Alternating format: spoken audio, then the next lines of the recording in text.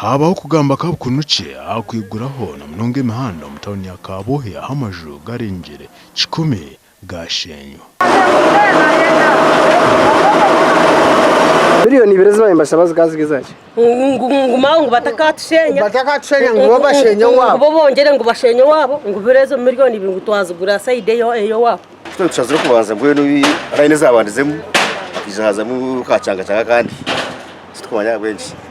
ngata abantu mwe bane betombita ukamwe ni kitu spire futuraje uka urusto turi no bushuruzi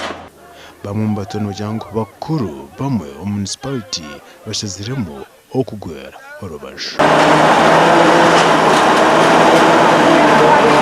atokoza kunyango no shenya okanyango gunaguma oriya naguma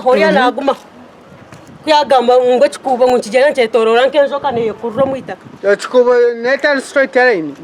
mwene matoka ke kuza kwiza hati neza kwiza kera argahe ne obane yora kasaso banegira mwene neza kutembo ati entunguka yo ntugenda abo kuba bakabanza kugira ngo benda kushenyuko enyuma tukikiriza twashenya nkabantu wiringire konkatiyo nanga noreba kubikire municipality yone kwato umuntu uyakwasizo mu bansenyera ikizimbe cyanje kandi kubashenya murona tubakora ki tubamushenya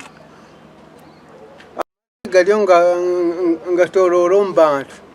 no binji babari umusasa harahaba babi n'amashemererwa banje gutereza aho ibitekateko byabo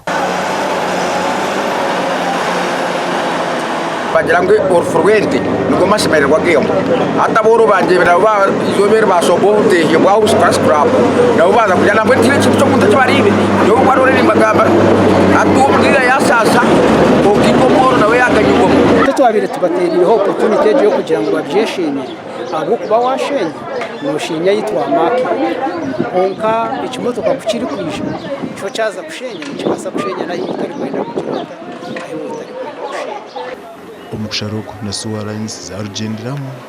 town clerk nagirango ibintu bari bakora ari nagendera a plan yakozerwe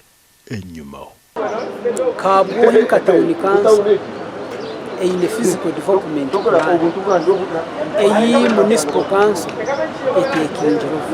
gashakwa she Abduratif Abwa TV West.